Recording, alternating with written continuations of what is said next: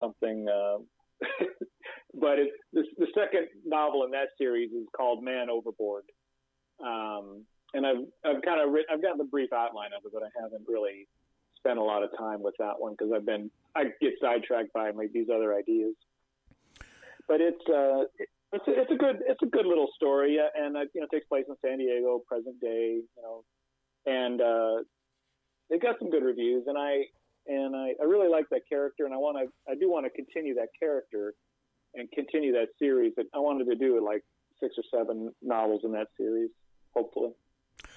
There's another author that's been on here before called Terrence McCauley, and he began writing in sort of the spy genre generally, and he created his own agency, his own spy world, if you will, and then from there he branched out into Westerns. And it's one of those things where he switched genre. Now he's also done something in, I believe, science fiction.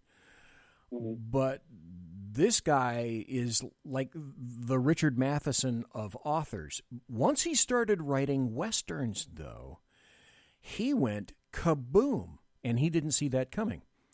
And I found that very interesting. So are you a one genre guy, or do you have interests in expanding and going maybe into other things? Mystery, suspense, maybe some science fiction, maybe some specifically targeted paranormal or horror or historically oriented, anything like that? Yeah, yes, and I think I'm not sure if you recall, but did I not send you a rough draft of The Renegade? Yes, and I didn't know whether I could mention that or not. Oh yeah, please. No, well, feel free to mention it. It's just I haven't got it. I've got to get it edited and cover art. But no, I have sort of 3 genres I like to write so far.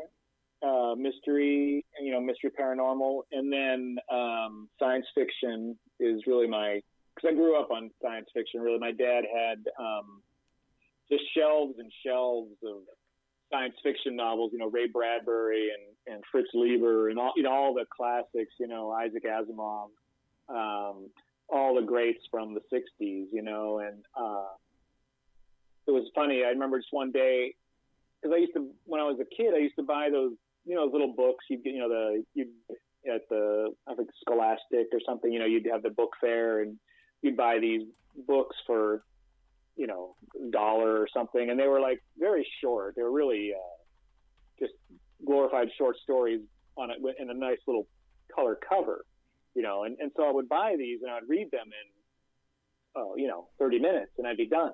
I was like, well, what am I going to do now?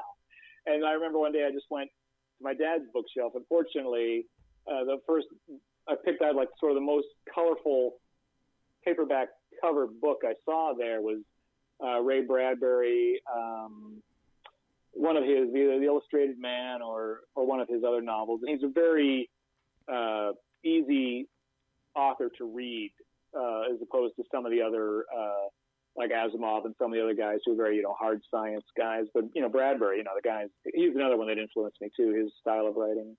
So he's such an easy guy. He's such, you just sort of fall into his stories and you're in whatever world he's created for you. And it's amazing. So that was the first like adult science fiction book I read. And so after that, I was off and running.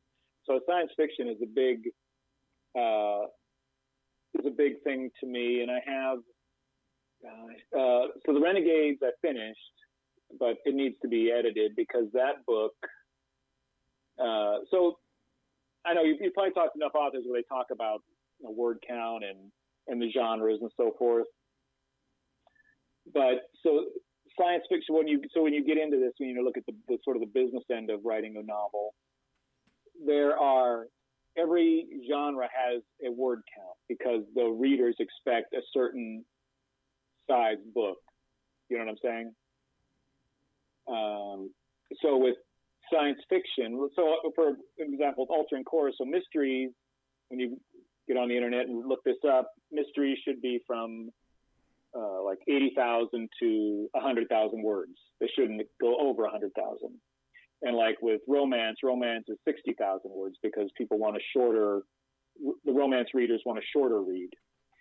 So with science fiction, it goes from 100 to, I think, 120,000 words. Okay. Yeah. So that book, The Renegades, is like 180,000 words.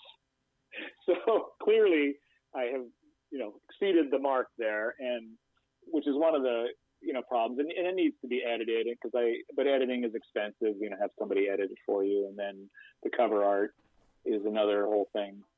So I'm really happy with that book, but I've kind of sort of set it, I have it right in front of me, as a matter of fact, but I've kind of sort of set it aside, and I don't know why. I just one of those things where I want to, I have other stuff I want to finish before I push these other things out. It's hard to explain. I couldn't tell you why I haven't really pushed it out yet. But yeah, to answer your original question, I write mystery science fiction, and like I said, now I'm writing a romantic comedy. But other than that, they're all mostly it bounces between sort of thrillers and science fiction, and I've got a ton. So can you tell us a little bit about the Renegades, or is that something you'd rather not address yet?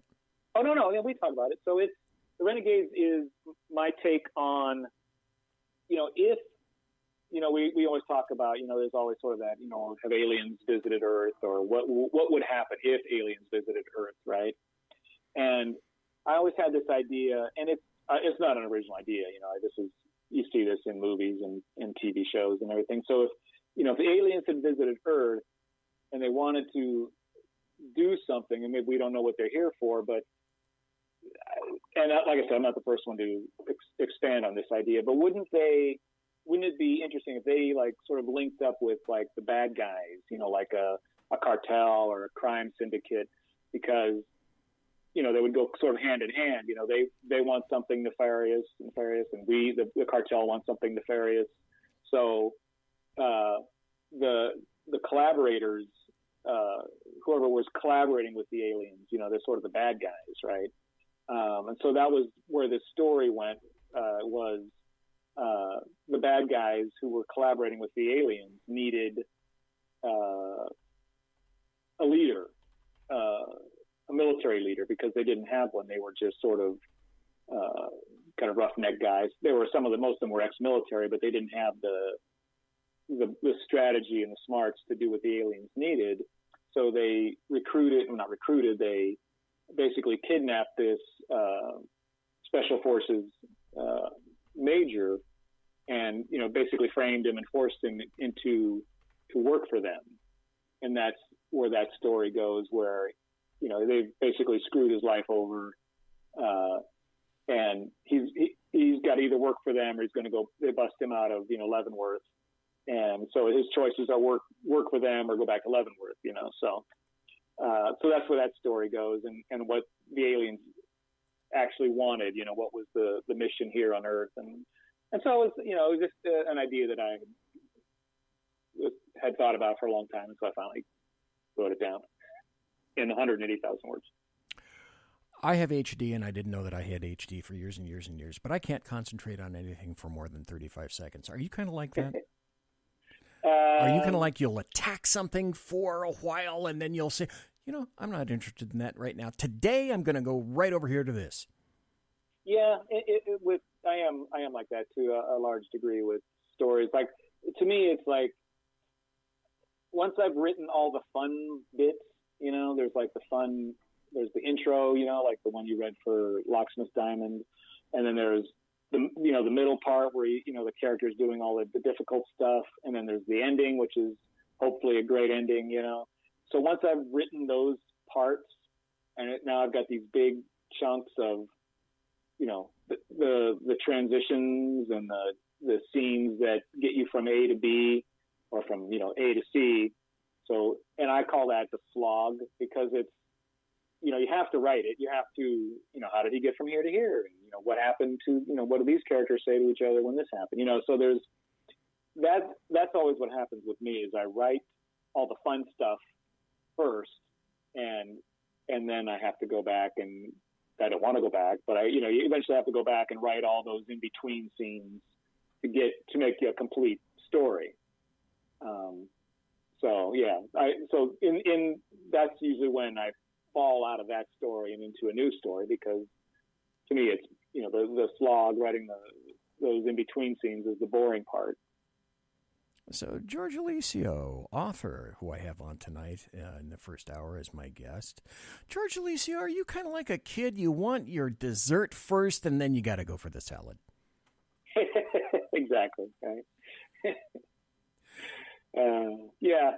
It's once I have a story in my mind, I see like a movie and once I have that beginning, the middle, and the end, then I write that, and then it's like, okay, I've scratched that itch. Okay, here's that story. It's not complete, but it was enough that I got it out of my head. Now I have to go back and, I'm looking at this list of stories where I've done exactly that, and I have to go back and at some point and finish all these stories. With authors, I always like to ask about a writing regimen. Now, you have a full-time job still, right? Yes. Okay. So I'm guessing it's a day shift kind of job. Yep. So what's your writing regimen? Some people only write during the day. Some people only write at night. I've noticed some authors can't write except with very dramatic, operatic music on. Some authors can't have anything on, nothing. It's got to be quiet. Is there one particular regimen for writing that is successful for you? I like to write, if I had the choice, I would like to write in the mornings. And I like, the music I like to listen to is EDM, electronic dance music. Okay. Because it rarely has lyrics, so it's sort of trance, and there's different genres of techno and house and all that sort of thing. So there's one podcast I listen to a lot, and then I'll repeat some of the songs, and so that I like that sort of music when I'm writing, but I don't need it. It's just a nice distraction. Okay. So when you write for half hour, 2 hours? Oh, no, I could write 8 hours if I didn't have any interruptions. Because I'll work on a story maybe for 2 or 3 hours, 3 or 4 hours, depending on where I'm at in the story. If I'm just starting it, then I'm going to work on it longer. But I'll work on one story for a while. Then if I get to a place where I don't want to write any more on that, then I'll go to the next story. If I had that kind of time, which I rarely do. So it's usually 2 hour, 3 hour chunks for me. Okay. Do you find yourself writing, I'm guessing, mostly on the weekend? No, I try to write at night. See, I don't watch a lot of TV, and so I'm one of those people that people will tell me great series to watch on Netflix. Oh, you got to watch, Squid Game, or you got to watch this, and I'm like, yeah, I'll check that out, and then I end up sitting here and writing.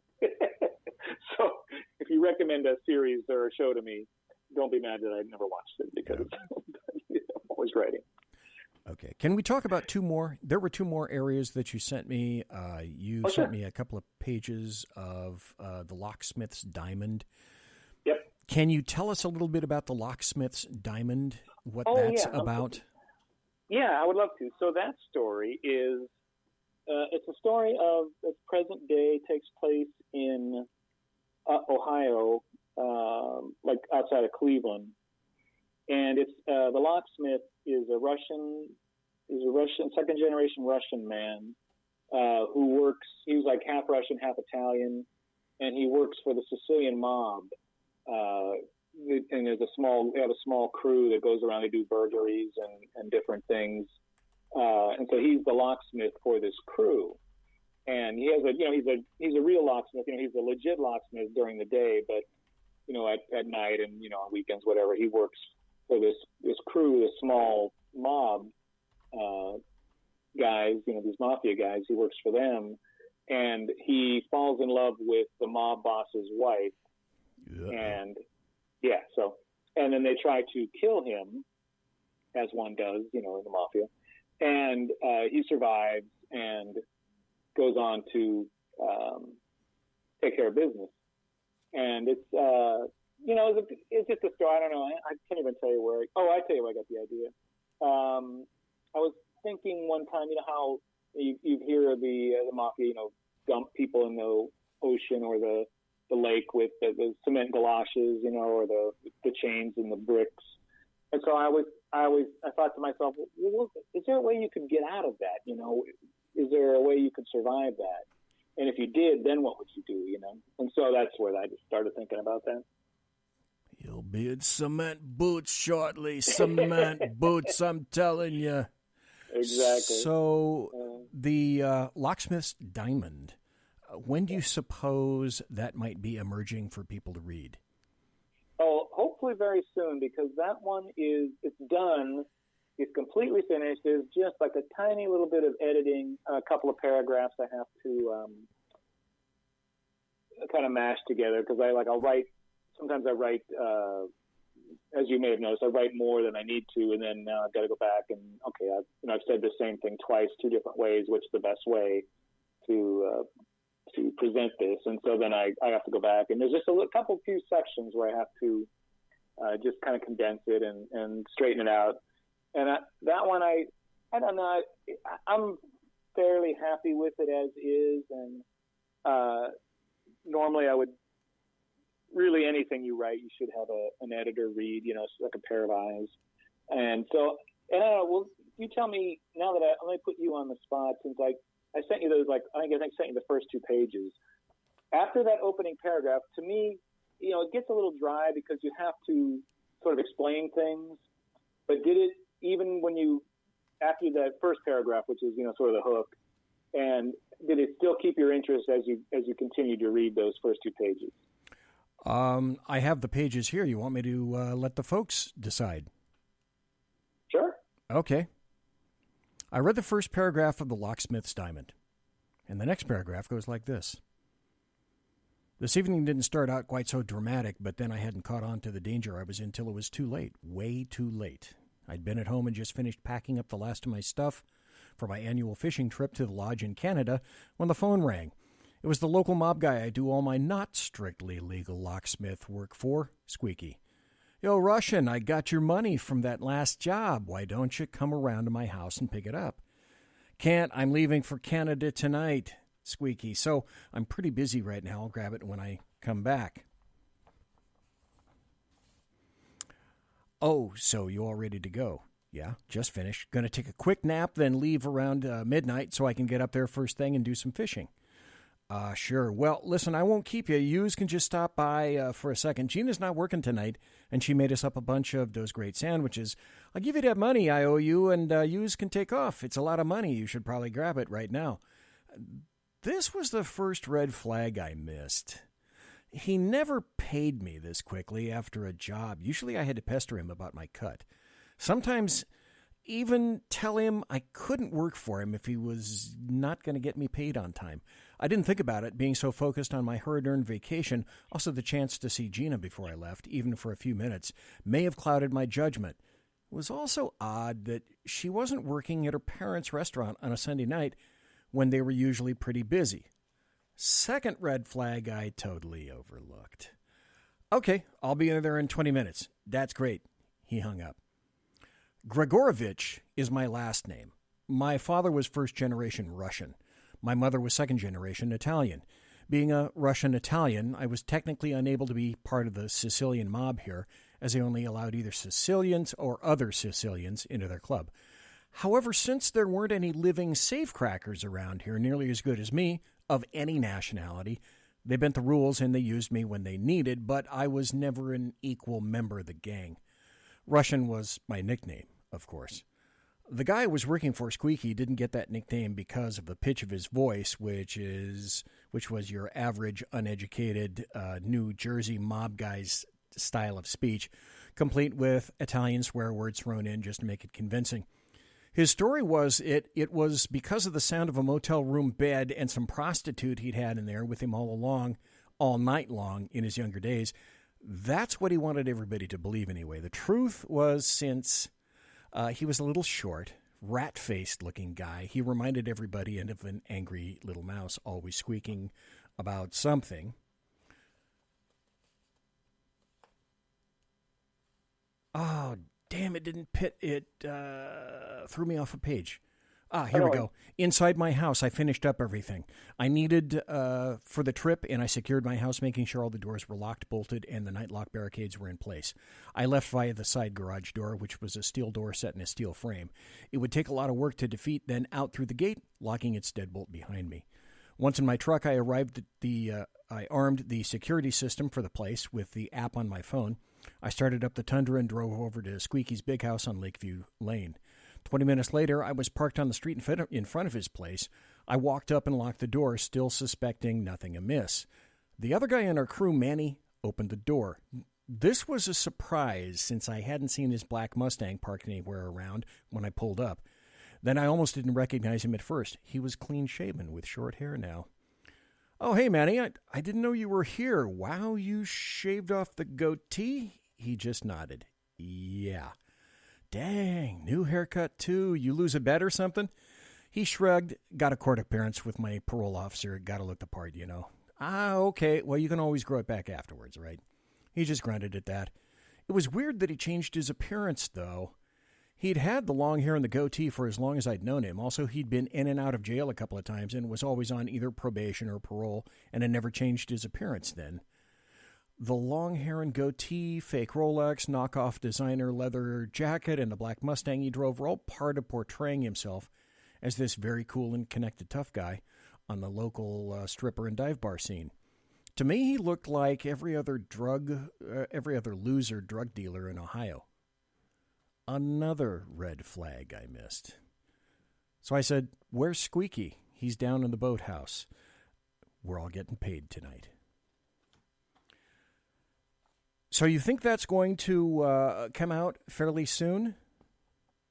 Yeah, I'm hopeful. What is this, November? I'm hoping maybe by December, January. Okay. Like I said, it's just a little bit of work left to do on the editing and getting it out there. Okay. I'm going to take a break. When we come back, if you have to hit the electric winkle chamber or something like that. When I come back, we're going to be talking again to George Eliseo. And he sent me, where is it? Here it is. A number of pages to another book that he's working on. And when we come back, I'd like to talk to him about that specific book. So don't go away. I'm BZ. That's my guest tonight, George Eliseo, and you are in the Saloon. Conservative media done right. You're listening to the SHR Media Network. It is he that is me, bringing perspective from across the sea. Join me, Jack Alexander, 4 days a week for the Jack Alexander Experiment podcast, as I take a unique outsider's look at the news and issues affecting life and liberty here in the USA.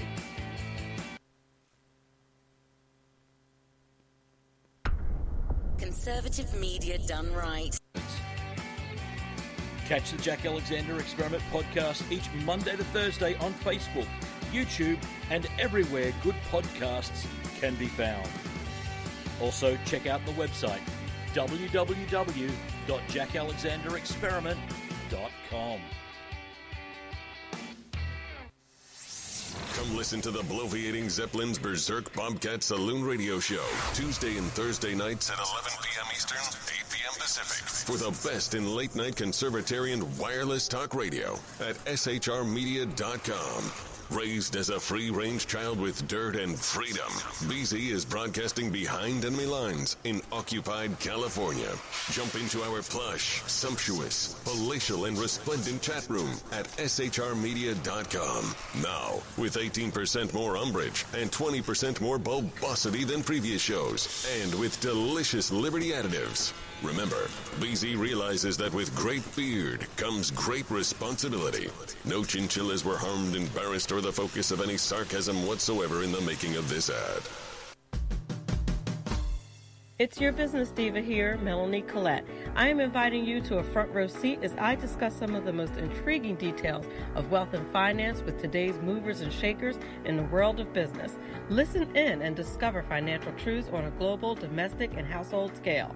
Uncover topics that will impact your wallet today and in the future. Money Talk with Melanie airs Monday through Friday, 5 p.m. East, 2 p.m. West, right here on SHR Media and High Plains Pundit Talk Radio. You can't afford to miss it. After 6 years covering terror and corruption, the Unpleasant Blind Guy is making a change. I'm Dave Milner.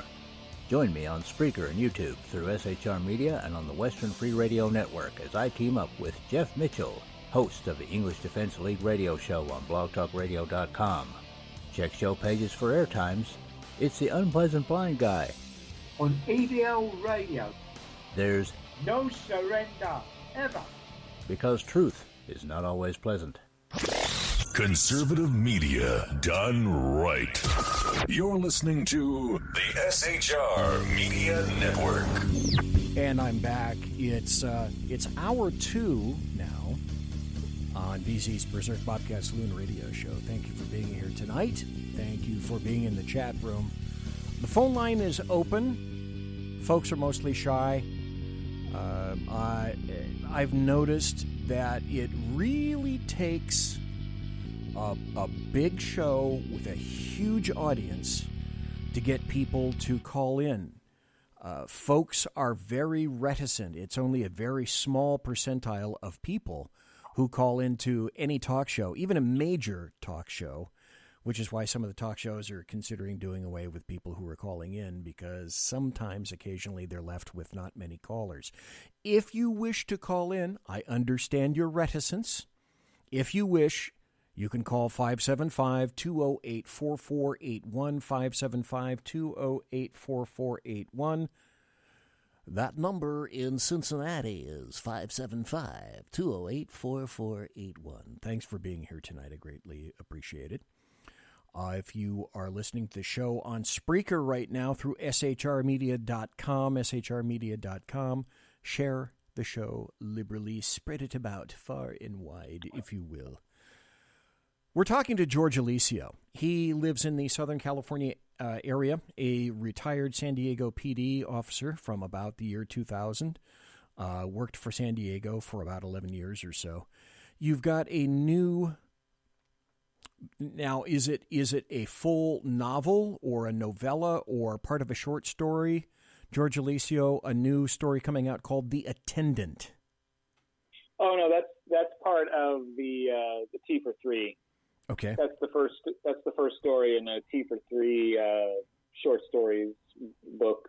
It's on Amazon right now. I sent it to you. I just wanted you. That's like the shortest of the 3.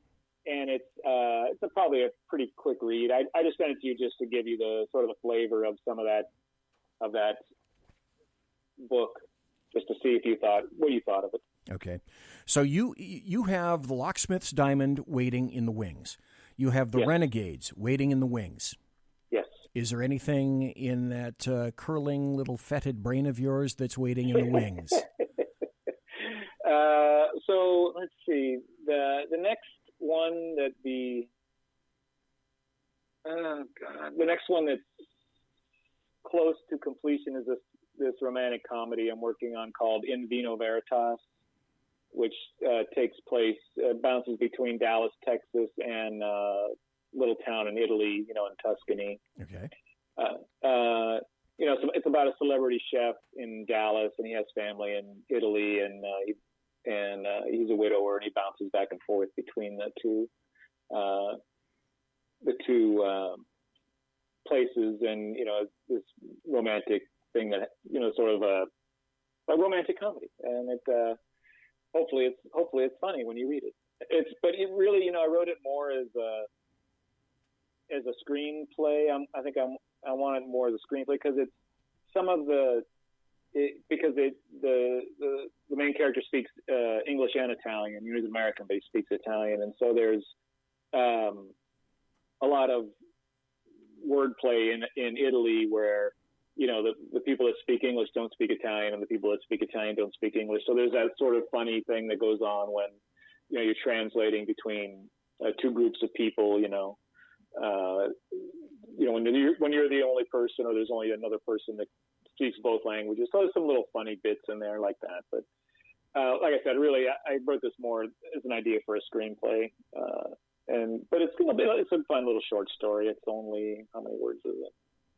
It's only 42,000 words right now. So. Okay, that brings up another question, though. Do you have any interest or inclination towards writing screenplays or perhaps translating something into a film? I do, and I have huge ideas. Actually, don't get me started. What I think would be really, I think what half the country is dying for are sort of a return to conservative style movies, that we used to have, in the 70s and 80s and even the 90s, where they were very, sort of American in spirit, and they weren't just, the movies lately, I think have been so, turned into such woke, nonsense. It's like in the TV shows. Matter of fact, that story, The Renegades, I thought would make a really cool, like a streaming series, because it would be like, it could be like 9 or 10 or maybe, 12 episodes on a, 1 hour episodes.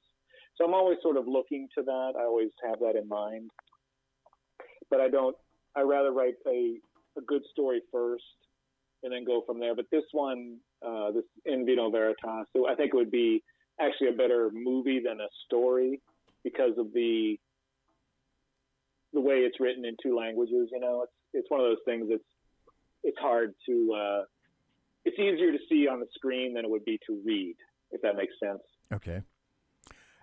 That, like I tell other people who have been on the show before, George Eliseo, get out of my brain. There's only room for one of us in here, and it's only me. Because my next question was going to be, when you write, do you write, and I'll tell you the answer for every author I've spoken to yet. When you write, do you write cinematically? In other words, as you write, do you see in your mind, I see this set here. I see what this looks like.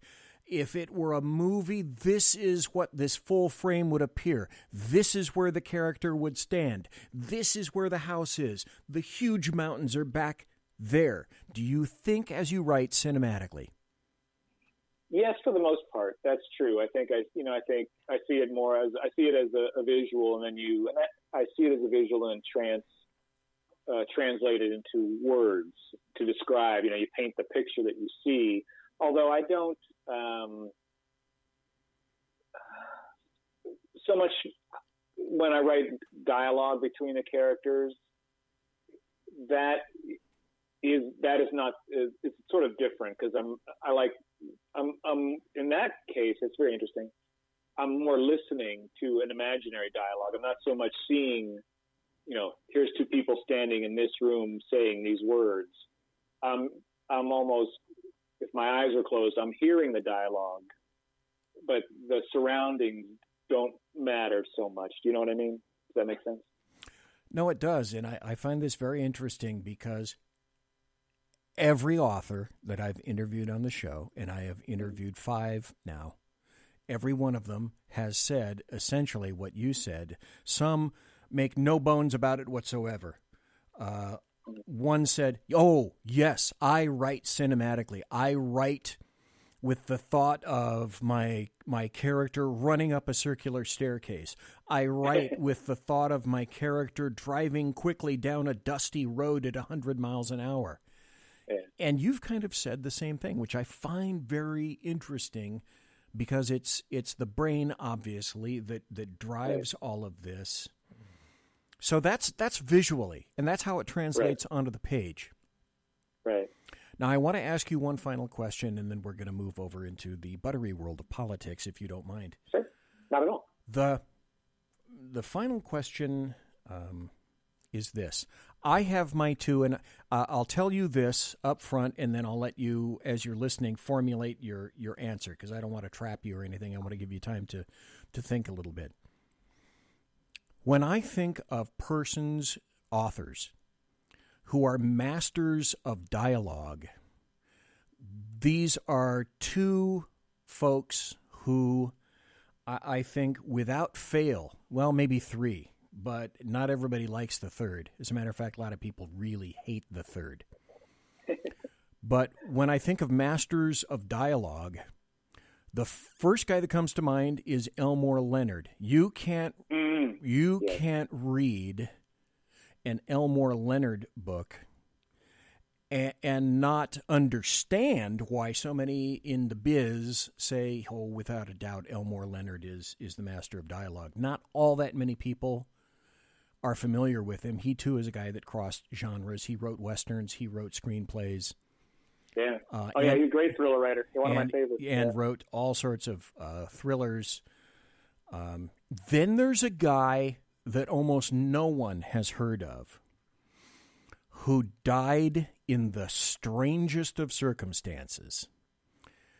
He was a Chicago writer. I have all of his books, love them all. Almost no one has ever read him. A guy named Eugene Izzy.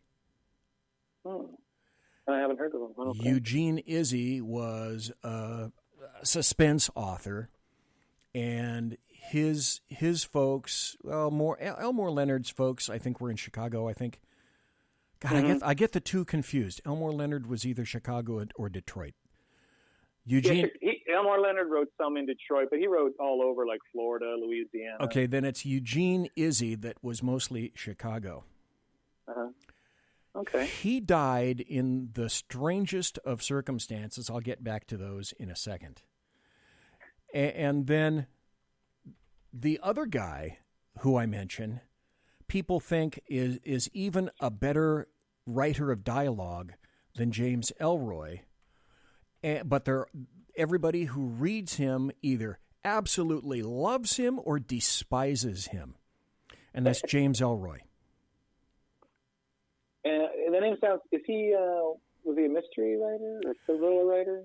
The name sounds familiar. I can't place it, though. James Ellroy is an L.A. writer. He was his. I know. He wrote Training Day, right? No. Did he write Training? Oh, okay. James Ellroy is an L.A. guy. His mother, who was a prostitute, was killed. Oh, man. He mostly focuses on Los Angeles and cops. Mm-hmm. He wrote the Underworld trilogy, American Tabloid, Perfidia, The Big Nowhere. Okay. He wrote Suicide Hill, L.A. Noir, L.A. Confidential. Right, okay. And I know his name sounds familiar. With each book, his dialogue became infinitely more terse. And I don't think I can describe it any better than that. Okay. So people either really like James Ellroy, or they find that they just can't read him.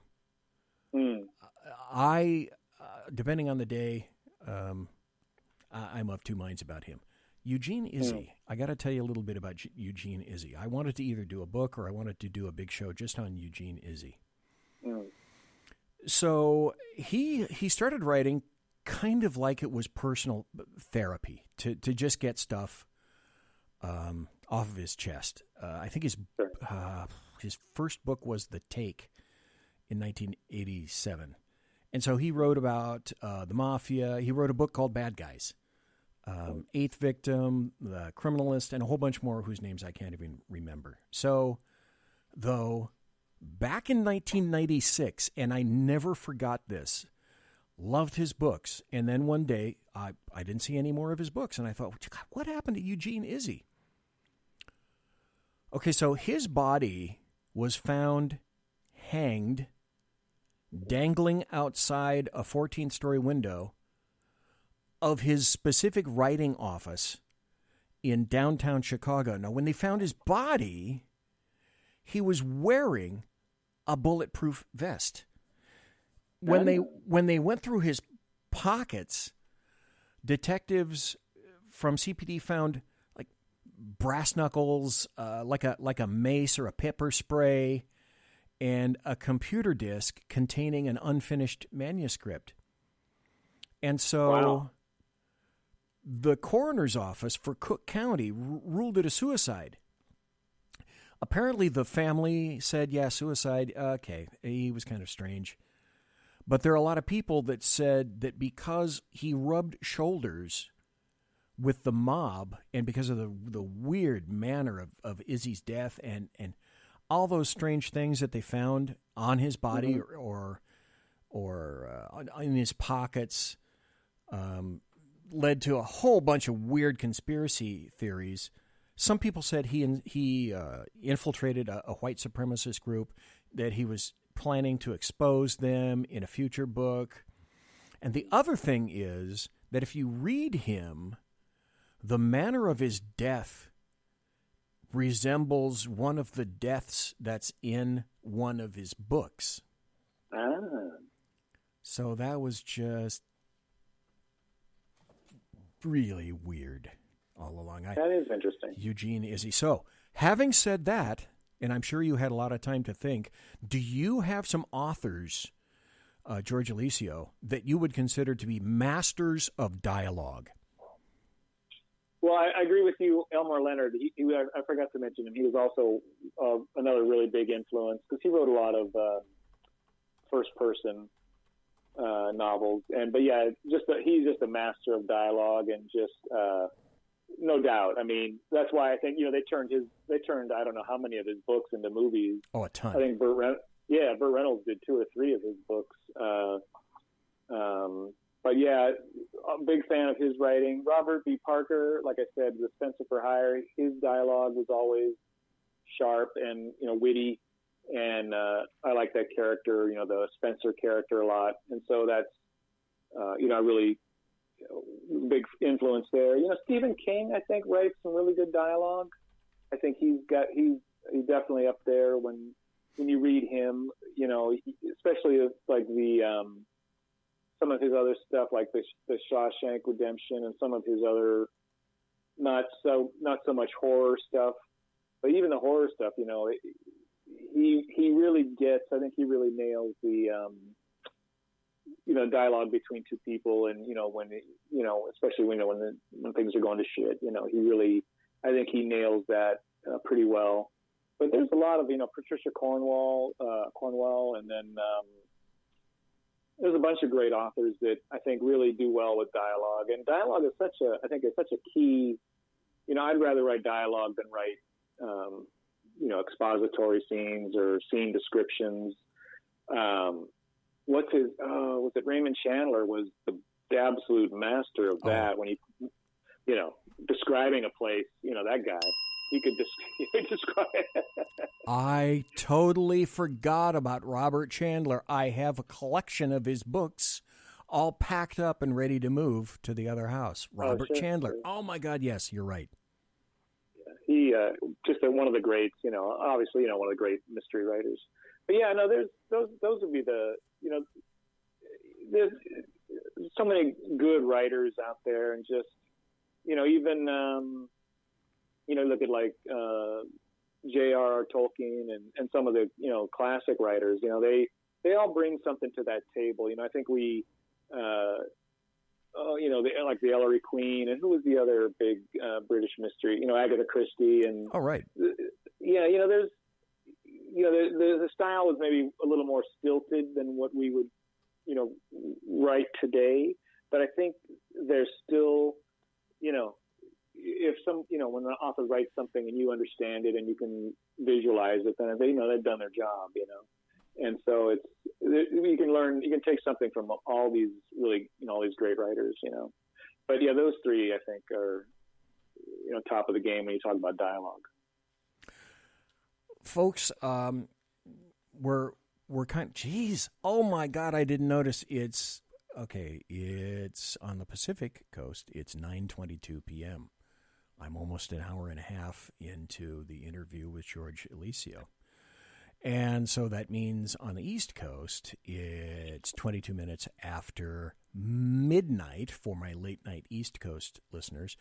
And for my Bolivian listeners, it's 1749.823 2.7, paragraph 4, drawer 7, Grote Cluster 3 in Bolivian time, and I just could never understand Bolivian time. But what we're going to do is we'll transfer now in a transmogrifying sort of way into politics. And if you don't mind, George Eliseo. No, please. Okay, and away we go. I say... It's time for happy stories and good times. And just when you think that there aren't any happy stories, and by the way, along the way at any time, George Eliseo, please weigh in. For those of you who lean to the left, you probably won't be terribly pleased with the remainder of the show tonight, because this is where this comes out. I have lots of audio to play tonight. Here's something where Lauren Boebert happened to speak on the floor today of the House. Let's see what she said. Democrat policies are so pathetic and have done so poorly that the left has nothing else to do but troll the internet looking for ways to get offended and then try to target members and strip them of their committees. This is about the censure of Republican Paul Gosar from Arizona. This is a dumb waste of the House's time. But since the Speaker has designated the floor to discuss members' inappropriate actions, shall we? The Jihad Squad member from Minnesota has paid her husband, and not her brother husband, the other one,